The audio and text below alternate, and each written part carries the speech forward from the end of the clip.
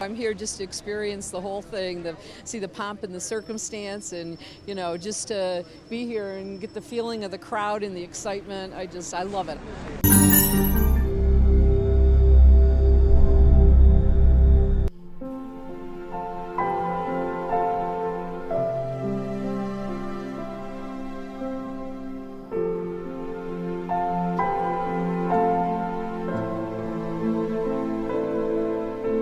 By 9 o'clock, the first of the 1,900 guests had begun to arrive. With roads around the whole area sealed off, they'd been asked to allow plenty of time to get to the Abbey. And this was certainly an occasion that no one wanted to miss. 50 members of the British royal family, 40 foreign royals, 60 governors-general and prime ministers from around the world, and some 200 diplomats and government officials.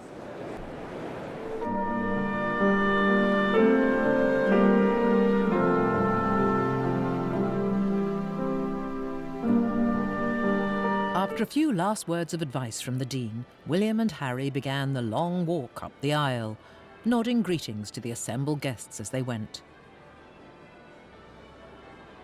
At their side was a man they've known for many years. Sir Stephen Lamport, now the Receiver General at the Abbey, was private secretary to Prince Charles during the difficult years of Diana's death and beyond. A familiar face to help put William at ease.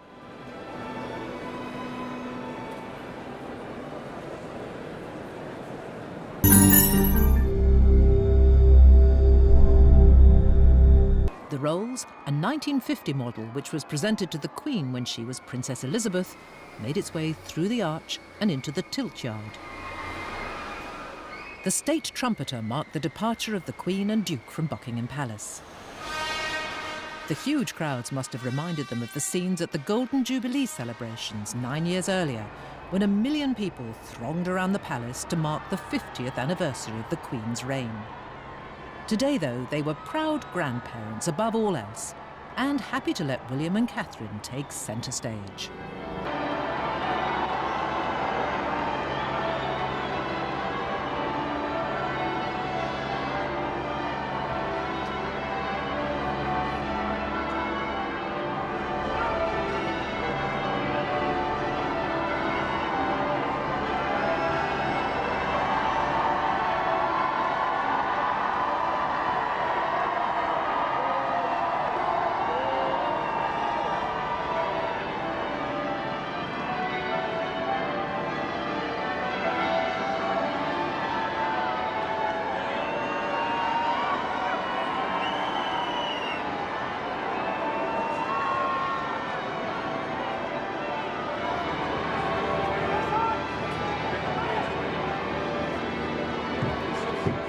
A fanfare from the state trumpeters of the Household Cavalry marked the Queen's arrival at the Abbey.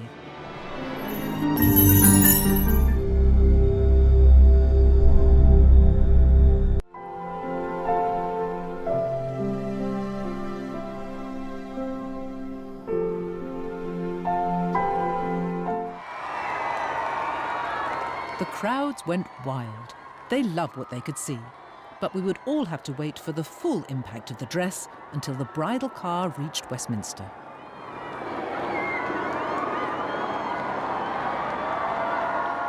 And what a journey this must have been for a young woman from a small village in Berkshire. Born a commoner, Catherine Middleton was now on her way to become a princess, a duchess, and one day, queen.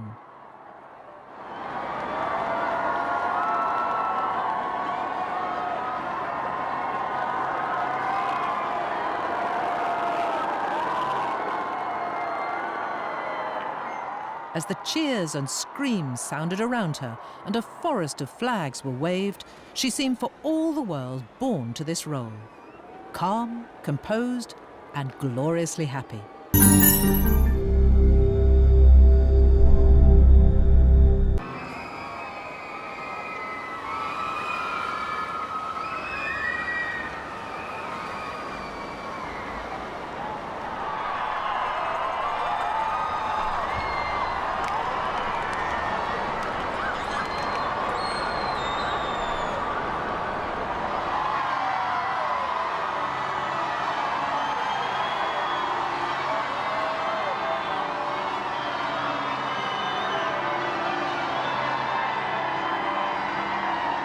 At a few seconds past 11 o'clock, the car drew up outside the Abbey.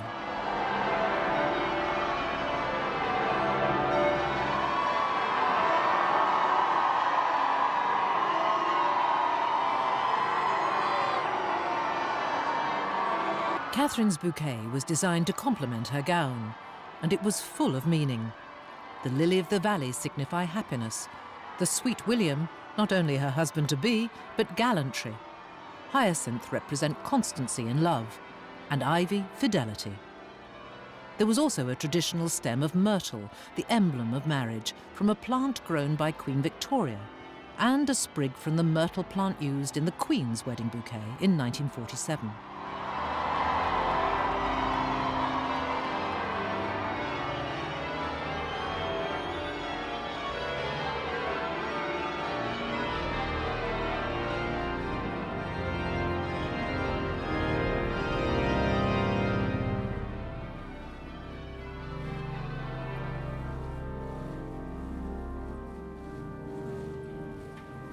Time then for Prince William and his best man to take their places.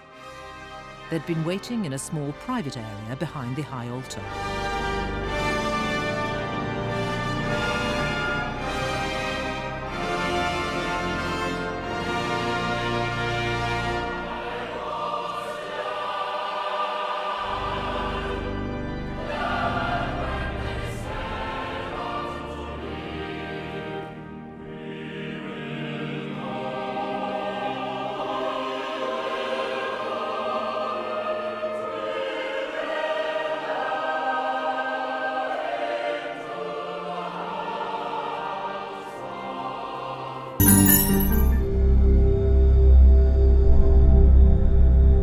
Michael Middleton, this was a time of great pride and great emotion. He looked overwhelmed at moments, and it seemed that Catherine was the stronger and more confident of the two. As the bride and her father approached the altar, Prince Harry couldn't help taking a sneaky look at the bride. And he liked what he saw, whispering to his brother, "Well, she looks beautiful, I can tell you that."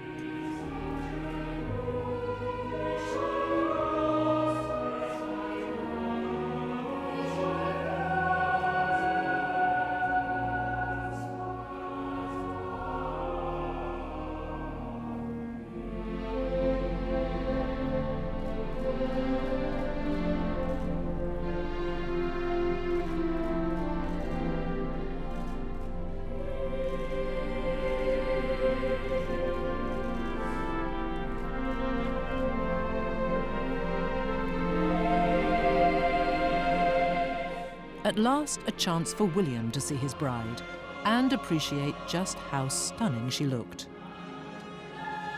"Incredible," he said. "You look beautiful."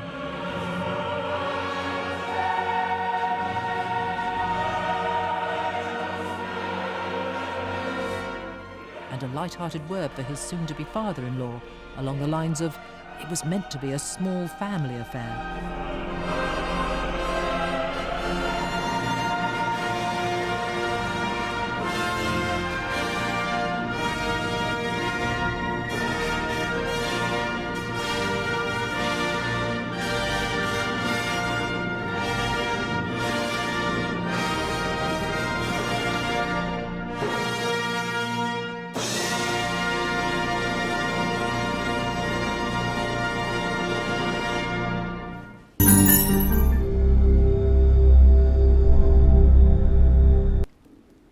Dearly beloved, we are gathered here in the sight of God and in the face of this congregation to join together this man and this woman in holy matrimony. I, William Arthur Philip Louis.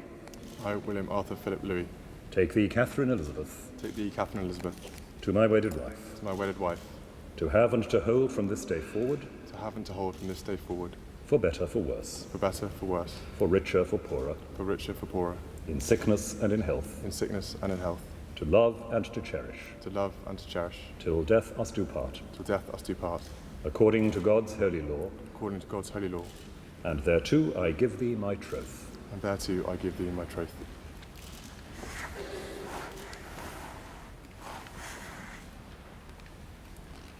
I, Catherine Elizabeth, I, Catherine Elizabeth, take thee, William Arthur Philip Louis, take thee, William Arthur Philip Louis, to my wedded husband, to my wedded husband, to have and to hold from this day forward, to have and to hold from this day forward, for better, for worse, for better, for worse, for richer, for poorer, for richer, for poorer, in sickness and in health, in sickness and in health, to love and to cherish, to love and to cherish, till death us do part, till death us do part, according to God's holy law, according to God's holy law, and thereto I give thee my troth. and thereto I give thee my troth.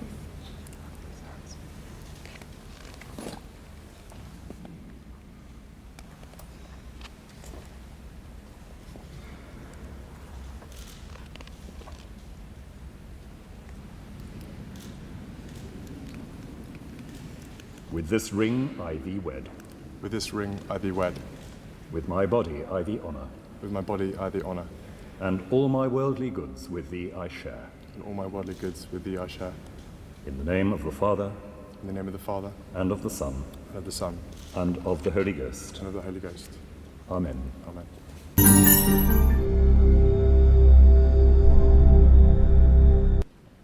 The anthem by John Rutter, specially composed for the day.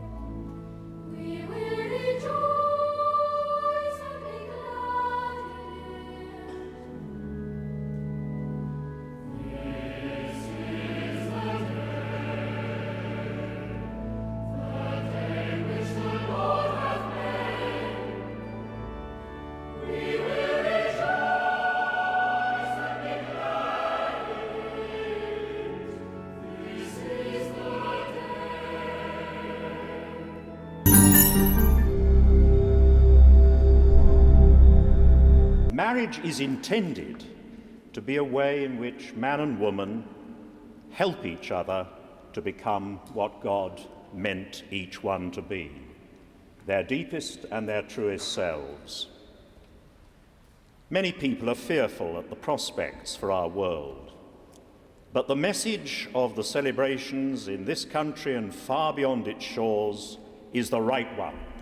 This is a joyful day. It is good that people in every continent are able to share in these celebrations, because this is, as every wedding day should be, a day of hope. In a sense, every wedding is a royal wedding, with the bride and the groom as king and queen of creation, making a new life together so that life can flow through them into the future.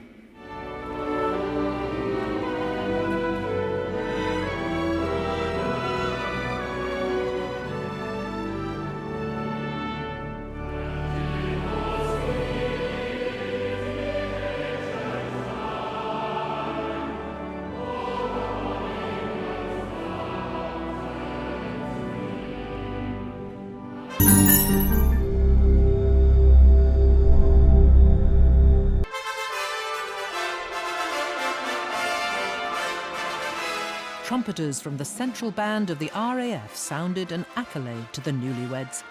Specially composed for the day, it was called Valiant and Brave, the motto of the Prince's RAF squadron in North Wales.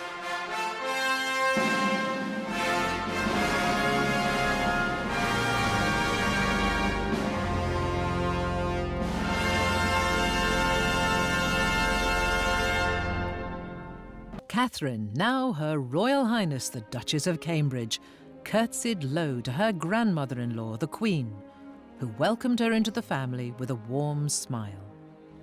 Smiles of encouragement, too, from Prince Charles, who had worked closely with Catherine on choosing the music for the ceremony. The country and the worldwide audience shared in a very special family moment.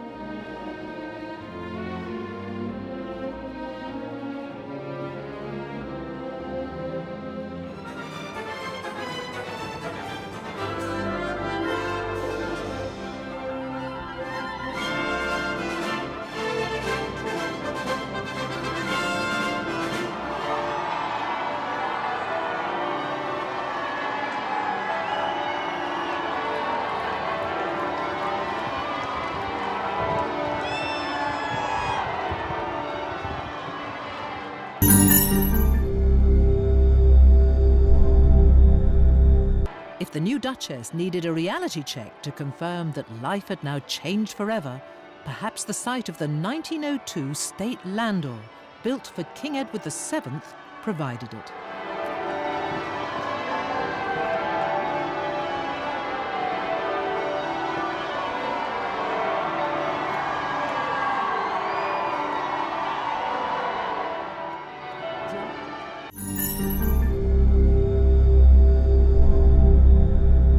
With impeccable timing, a signal was given and the carriage moved off to loud applause and great waves of cheering.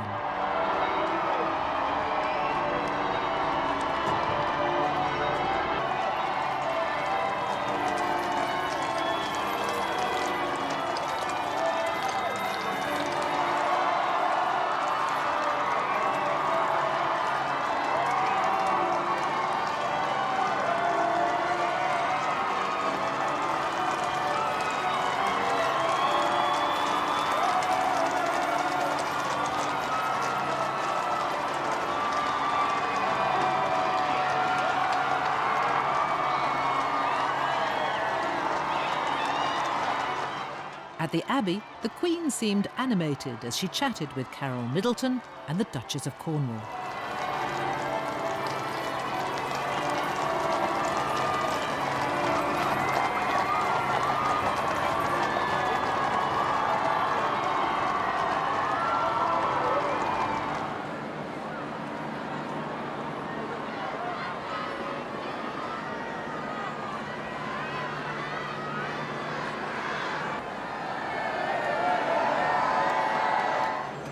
There were Londoners, away-day travellers and overseas visitors.